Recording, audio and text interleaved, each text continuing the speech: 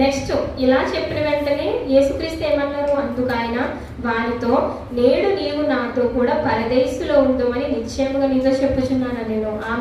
ఆమేన్. ఇక్కడ వెంటనే ఇక్కడ ఇంతమంది ఇంతకుముందు మీకు చెప్పిన వాళ్ళందరూ యేసుక్రీస్తుని క్వశ్చన్ చేశారు, కొంతమంది దూషించారు. వాళ్ళు ఎవరికైనా బదులు సమాధానం చెప్పలేదు. ఎవరికి చెప్పారు? పశ్చాత్తాపడి నేను ఆ సిచ్యువేషన్ నుంచి చేశాను, తప్పు చేశాను, నన్ను క్షమించని ఎవరైతే ఒప్పుకున్నారో ఆయనతో మాట్లాడాడు దేవుడు. అంటే దేవుడు ఎవరితో మాట్లాడతారంటారు?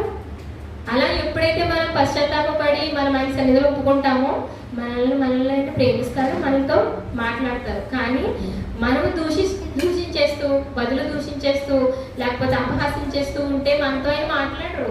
మనం ఎంత ప్రార్థన చేసినా ఆయన మాట్లాడరు. ఎవరితో ఇక్కడ క్లియర్గా మీకు వాక్యం అర్థమైతే ఈ విషయం మీకు అర్థమవుతుంది. ఎవరితో మాట్లాడారో దేవుడు అంటే క్లియర్గా ఉంది కదా. ఏ దొంగతో మాట్లాడారు? ఇద్దరు దొంగలే, ఇద్దరు తప్పు చేశారు అనుకుంటుండొచ్చు. రేపు మానేద్దాం, ఎల్లుండి మానేద్దాం దొంగతనాన్ని. కానీ ఆ సమయం వచ్చినప్పటికీ ప్రభుత్వం వాళ్ళు పట్టుకుని సిలువకి అప్పగించారు. మనం కూడా అనుకుంటూ ఉండొచ్చు, ఇంకా కొన్ని రోజులు తాగి మానేద్దాం, లేదా కొన్ని రోజులు తప్పు చేసి మానేద్దాం, కొన్ని రోజులు పాపం చేసి మానేద్దాం, లేదా కొన్ని రోజులు ఈ స్థితిలోకి వెళ్తూ తర్వాత మానేద్దాంలే, లేదా రేపు మానేద్దాం, ఎల్లుండి మానేద్దాం అని ఒకవేళ అనుకుంటూ ఉంటే టైం ఉందని మనం అలా గడుపుతూ ఉంటే మన టైం అయిపోవచ్చు. మన టైం అయిపోతే ఏమి చేయలేము. అప్పుడు మనకు వారు మనస్సు ఉండదు, రక్షణ ఉండదు, ఒక పశ్చాత్తాపం ఉండదు. మరి ఎలా వెళ్తాం దేవుడి రాజ్యానికి? వెళ్ళం కదా. ఇప్పుడు మనం ఇంత భక్తి చేస్తున్నాం దేనికోసం? ఆయన రాజ్యానికి వెళ్ళాలనే కదా.